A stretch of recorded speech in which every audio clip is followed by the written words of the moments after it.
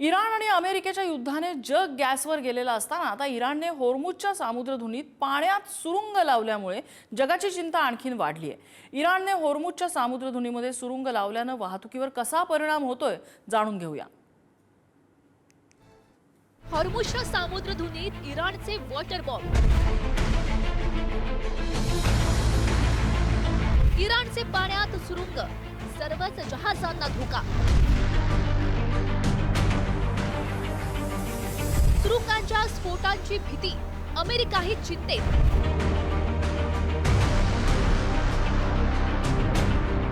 सुरुंगाच्या दहशतीमुळे मालवाहतूक ठप्प होणार?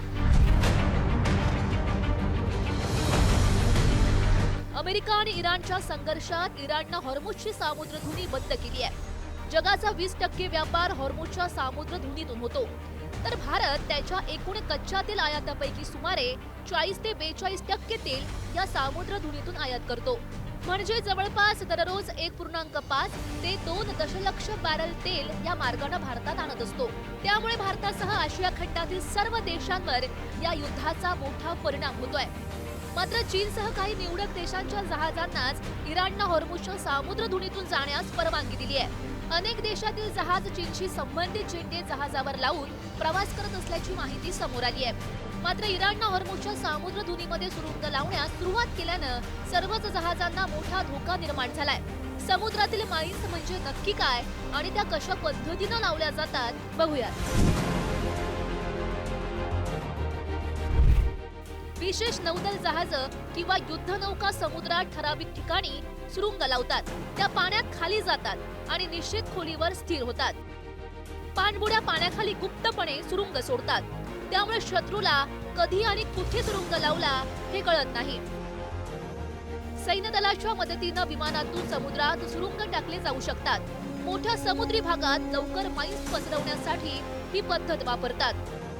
पाण्यात पेरण्यात आलेल्या या सुरुंगाचा स्फोट कसा होतो तेही पाहूयात। कॉन्टॅक्ट माईन्स, संपर्क सुरुंग। जहाज या सुरुंगला धडकलं की लगेच स्फोट होतो। मॅग्नेटिक माईन्स, चुंबकत्वीय सुरुंग। जहाजाच्या लोखंडी संरचनेमुळे निर्माण होणाऱ्या चुंबकीय बदलामुळे स्फोट होतो। अकाउस्टिक माईन्स, ध्वनिलहरीनं फुटणारे सुरुंग। जहाजाच्या इंजिनच्या आवाजावर हे सुरुंग प्रतिक्रिया देतात आणि फुटतात। प्रेशर माईन, दबावामुळे फुटणारी सुरुंग। मोठं जहाज जवळून गेल्यावर पाण्याच्या दाबात बदल होतो आणि स्फोट होतो। पाण्यामध्ये लावण्यात आलेले हे सुरुंग कसे ओळखले जातात तेही पाहूयात। नौदल माईन्स शोधण्यासाठी विशेष तंत्रज्ञान वापरतं। सोनार तंत्रज्ञानानं पाण्यात ध्वनिलहरी पाठवून वस्तूंचा परावर्तित आवाज मोजला जातो। सोनार हे समुद्रातील वस्तू शोधण्यासाठी मुख्य तंत्रज्ञान आहे। पाण्याखालील रोबोट, रिमोटली ऑपरेटेड वाहनं पाण्याखाली पाठवून सुरुंगाची तपासणी करतात। कॅमेरे आणि सेन्सर वापरून त्याची ओळख करतात। माईन काउंटर मेजर जहाज ही जहाज विशेषतः सुरुंग शोधणं आणि निष्क्रिय करणं याचं काम करतात। पाण्यातील हे सुरुंग शोधल्यानंतर ते निष्क्रिय करण्याची गरज असते। रोबोट किंवा पाणबुडे माईन जवळ जाऊन नियंत्रित स्फोट करतात। विशेष ड्रोन माईन्सला ओढून सुरक्षित ठिकाणी नेतात, तिथं स्फोट घडवतात।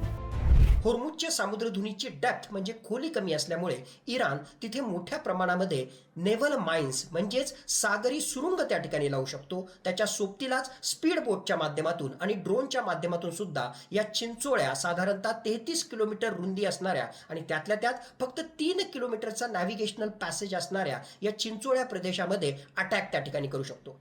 नक्कीच भूराजकीय दृष्ट्या होर्मुझच्या सामुद्रधुनीला चोक करण्याचा ऑप्शन हा इराणकडे उपलब्ध आहे आणि हा हुकमी एक्का त्यांच्याकडे असल्यामुळेच मुस्तफा खोमेनी यांनी एक प्रकारे आंतरराष्ट्रीय स्तरावर इराणचं महत्त्व एक प्रकारे प्रदर्शित करण्यासाठी, त्याचबरोबर अमेरिकेवर दबाव निर्माण करण्यासाठी होर्मुझची सामुद्रधुनी येणाऱ्या काळामध्ये बंद असेल अशा प्रकारचा निर्णय घेतलेला आहे आणि त्याची अंमलबजावणी करण्यासाठी आता IRGCने सुद्धा तयारी सुरू केलेली आहे। इराण काही देशांच्या जहाजांना होर्मुझच्या सामुद्रधुनीतून वाहतुकीची परवानगी देत होतं, मात्र आता या जहाजांना देखील सुरुंगाचा धोका निर्माण झालाय। इराणनं पाण्यात सुरुंग लावायला सुरुवात केल्यानं अमेरिकेच्या मध्य कमांडनं 16 इराणी माईन लावणारी जहाजं नष्ट केली आहेत। मात्र इराणकडे अंदाजे 2000 ते 6000 समुद्री सुरुंग आहेत। या माईनपैकी काही साधे संपर्क माईन आहेत, जे जहाजाच्या ध्वनी किंवा चुंबकीय संकेतावर फुटतात, आणि काही प्रोग्रामेबल आहेत, जे ठराविक तारखेनंतर किंवा ठराविक जहाजांवरच फुटतात। अमेरिकेच्या अधिकाऱ्यांच्या मते आतापर्यंत फक्त काही भागात माईन लावण्यात आलेत, म्हणजे संपूर्ण हॉर्मुझच्या सामुद्रधुनीत सुरुंग लावण्यात आले नाहीयेत। समुद्री सुरुंग खर्चिक नसलं तरी सर्वात परिणामकारक शस्त्र आहे।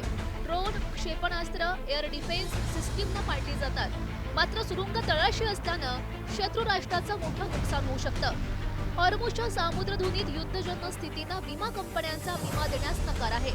समुद्री सुरुंग नष्ट करता येतात, मात्र शत्रू राष्ट्राच्या हद्दीत जाऊन ते नष्ट करणं अधिक जोखमीचं आहे।